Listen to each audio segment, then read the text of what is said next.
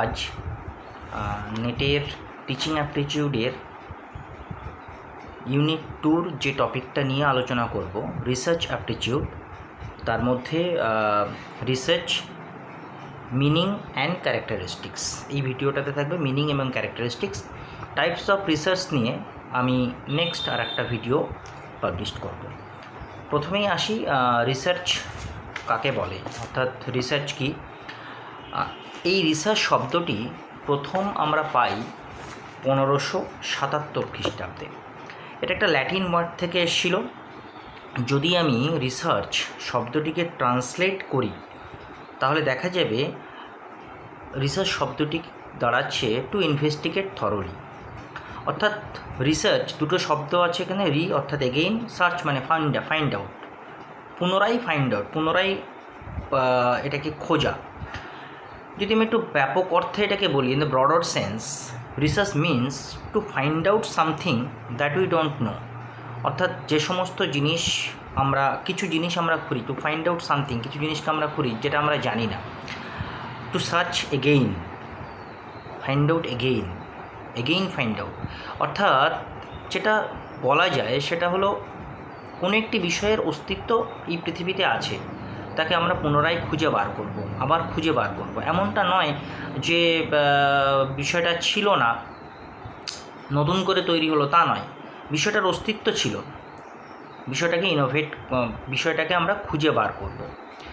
তো এটাই বলা হয় the broader sense, research means কি to find out something that we don't know. অর্থাৎ এমন কিছু জিনিস আছে যেটা আমরা খুঁজবো, যেটা আমরা জানি না। Research is considered more structured, এবং এই খোঁজার যে পদ্ধতি সেটা কি হবে, more structured and systematic process or carrying on a scientific method of analysis in direct towards the discovery and development and organised body of knowledge. অর্থাৎ এর মধ্যে কতকগুলো কিওয়ার্ডস আমরা লক্ষ্য করতে পারছি। এই শব্দটার মধ্যে, এই সেন্টেন্সটার মধ্যে কতকগুলো কিওয়ার্ডস লক্ষ্য করতে পারছি। রিসার্চকে বলা হচ্ছে রিসার্চ কনসিডার্ড, অর্থাৎ রিসার্চকে বলা হচ্ছে মোর স্ট্রাকচার্ড। এটা একটা কিওয়ার্ডস, ভীষণভাবে স্ট্রাকচার্ড, গঠনগত দিক থেকে বা সাংগঠনিক দিক থেকে গঠনগত দিক থেকে এটা খুব স্ট্রাকচার্ড। সিস্টেমেটিক, একটা নিয়মের মধ্য দিয়ে চলে, systematic process. Carrying on A scientific method, একটা বিজ্ঞানসম্মত পদ্ধতি অবলম্বন করে। That is directed toward the Discovery. Innovation এবং ডিসকভারির মধ্যে একটা সূক্ষ্ম পার্থক্য আছে, আমি যাচ্ছি না সে বিষয়ে, কিন্তু ডেফিনেটলি পার্থক্য আছে। আমরা এখানে ডিসকভারিটাকে ধরবো, অর্থাৎ যার এক্সিস্টেন্স আছে সেটাকে খুঁজে বার করি। ইনোভেট মানে নতুন কিছুকে আবিষ্কার করা। এনিওয়ে, কী বললাম, directed towards discovery and development of an organized body of knowledge. অর্থাৎ যে অর্গানাইজড বডি অফ নলেজটা ছিল সেটাকে ডেভেলপড করার ক্ষেত্রে এটাকে ব্যবহার করা হয়। যদি আমি এর ক্যারেক্টারিস্টিক্সগুলোকে নিয়ে একটু আলোচনা করি তাহলে দেখা যাবে দেয়ার আর সো মেনি ক্যারেক্টারিস্টিক্স। গবেষণা বা রিসার্চের বিভিন্ন ধরনের বৈশিষ্ট্য লক্ষ্য করতে পারি, ক্যারেক্টারিস্টিক্স আছে। প্রথম যেটা বলবো সেটা হচ্ছে research based on direct experience and observation by the researcher. অর্থাৎ গবেষণা কার্য পরিচালিত হয় একজন গবেষকের প্রত্যক্ষ অভিজ্ঞতা এবং পর্যবেক্ষণের মধ্য দিয়ে।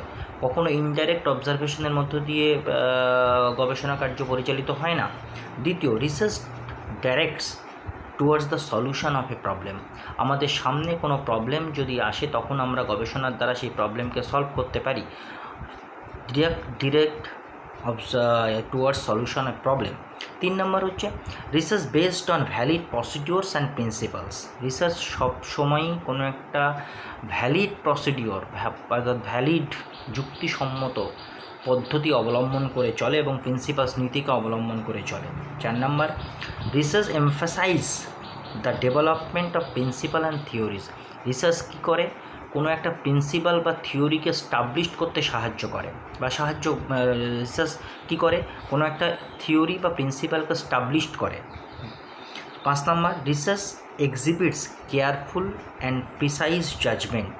অর্থাৎ গবেষণা কার্য পরিচালনা করার সময় কেয়ারফুল অ্যান্ড প্রিসাইজ জাজমেন্টের দরকার হয়। Research demands accurate observation and description.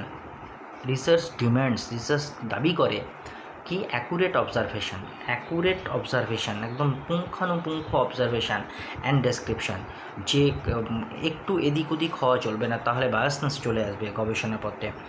Research is conducted a methodical manner without bias using systematic method and procedures. যেটা একটু আগেই আমি বলছিলাম যে রিসার্চে কোনো কিন্তু বায়াসনেস আসা চলবে না। Research conducted a methodical manner, একটা মেথডিক্যাল ম্যানার অনুযায়ী চলবে, উইদাউট বায়াসের মধ্য দিয়ে চলবে। Research involves quest for answer to unsolved problem. আমি আগেই বলেছি research is carefully recorded and reported. Research carefully record করা হয় এবং রিপোর্ট করা হয়। The research design and procedures are replicated or repeated to enable the researcher to avail the valid and conclusive results. আমরা রিসার্চকে একটা ভ্যালিড এবং conclusive রেজাল্টের দিকে তাকিয়ে থাকি। অর্থাৎ এই বৈশিষ্ট্যগুলোর দ্বারা এটা খুব পরিষ্কার হয় যে রিসার্চ একটা সায়েন্টিফিক মেথডের মধ্য দিয়ে চলে, ডিরেক্ট অবজারভেশনের মধ্য দিয়ে চলে, একটা প্রবলেম সলিউশনের দিকে যায়, একটা প্রিন্সিপালস বা থিওরিসকে ডেভেলপ করতে সাহায্য করে বা তৈরি করে, অ্যাকুরেট অবজারভেশনের প্রয়োজন হয়, রেকর্ডেড কেয়ারফুলি রিপোর্টেড অ্যান্ড রেকর্ডেডের ক্ষেত্রে হয়। অর্থাৎ এই সব জিনিসগুলো নিয়েই কিন্তু গবেষণা কার্য পরিচালিত হয় এবং এর জন্য একজন গবেষকের যে বৈশিষ্ট্যগুলো থাকা উচিত, রিসার্চের বৈশিষ্ট্যের কথা তো আমি বললামই, এইগুলোকে ফ্রুটফুল করে তুলতে হলে, ইমপ্লিমেন্ট করতে হলে একজন গবেষকেরও বেশ কিছু গুণাবলীর প্রয়োজন আছে। প্রথম যে গুণাবলীটার দরকার সেটা হচ্ছে রিসার্চ ওরিয়েন্টেড মেন্টালিটি। অর্থাৎ একজন গবেষকের যেটা দরকার রিসার্চ ওরিয়েন্টেড মেন্টালিটির প্রয়োজন হয়। 2 নম্বর যেটা, তিনি এফিশিয়েন্ট হবেন, দক্ষ হবেন, তিনি সায়েন্টিফিক হবেন, অর্থাৎ তিনি তার বিজ্ঞানসম্মত একটা মন থাকবে। 4 হচ্ছে অ্যাক্টিভ থাকবেন, তিনি ভীষণভাবে অ্যাক্টিভ থাকবেন, তিনি নিজে সমস্ত কাজ করবেন ডিরেক্ট এক্সপেরিয়েন্সের মধ্য দিয়ে, কখনো মানুষের দ্বারা কাজ করাবেন না। রিসোর্সফুল হবেন, অত্যন্ত রিসোর্সফুল হবেন, কিন্তু পড়াশোনার প্রয়োজন আছে, গবেষণা করতে হলে ভীষণ ক্রিয়েটিভ একটা মেন্টালিটি দরকার। গবেষণা কার্য পরিচালিত from the beginning to the end, অর্থাৎ যখন আমি প্রবলেম আইডেন্টিফিকেশান করব তখন থেকেই একজন গবেষকের মধ্যে ক্রিয়েটিভনেস থাকা উচিত। তিনি ভীষণ অনেস্ট হবেন, যা আমি পেয়েছি সেটাই আমি দেব, আমার গবেষণাটাকে ভালো করার জন্য কিছু বায়াসনেস, কিছু অতিরিক্ত তথ্য আমি দেবো না, এই বিষয়ে আমি ভীষণ অনেস্ট থাকবো। যা তথ্য আমি পাইনি কোথা থেকেও সেরকম কোনো তথ্য দেবো না, যেটুকু পেয়েছি সেটুকু দেবো, যা পেয়েছি সেটুকুই দেবো। তথ্য সংগ্রহের ক্ষেত্রে কিন্তু এই জিনিসগুলো ভীষণ কেয়ারফুলি লক্ষ্য রাখা উচিত হয়। আর একটা জিনিস দরকার, ইকোনমিক্যাল হওয়া উচিত। Economical in terms of time, money and effort. সময়ের দিক থেকে আমাকে ইকোনমিক্যাল হতে হবে। একটা গবেষণা কার্য পরিচালিত করতে গিয়ে যদি আমি বছরের পর বছর কাটিয়ে দিই, সেই গবেষণার মানটা ঠিক থাকে না, সেই গবেষণাটা ঠিকঠাক মতন হয় না। অর্থাৎ এদিক থেকে আমাকে অবশ্যই ইকোনমিক্যাল হতে হবে। সময় কত কম সময়ে আমি গবেষণাটা করতে পারি, আর এই কম সময়ে করতে গিয়ে গবেষণাটার মূল মর্যাদা নষ্ট করলে চলবে না, ইকোনমিক্যাল হতে হবে, অযথা সময় নষ্ট করা চলবে না। মানি, অর্থাৎ গবেষণা করতে গিয়ে প্রচুর পরিমাণ খরচ করে ফেললাম আমি, এটাও ঠিক নয়, এই বিষয়ে ইকোনমিক হতে হবে। এফোর্ট, ভীষণ পরিমাণে এফোর্ট দিচ্ছি আমি তা নয়, টাইম, মানি অ্যান্ড এফোর্ট, এই 3টে বিষয়ে আমাকে কিন্তু ইকোনমিক্যাল হতে হবে, তবে এই অবজারভেশনটা চলতে পারে। আরেকটা জিনিস যেটা বলার সেটা হচ্ছে research involves inductive and deductive method. দুটো মেথডে রিসার্চ চলতে পারে। ইন্ডাকটিভ মেথডটা একটু বলি। ইন্ডাকটিভ মেথড কি? This method are used to analyze an observed event. This method are used to analyze an observed event. It is associated with qualitative research. অর্থাৎ inductive method সবসময় qualitative রিসার্চের ক্ষেত্রে প্রয়োজন হয়। অন্যদিকে ডিডাকটিভ মেথডের কথা আমি বলবো, this method are used to verify the observed event.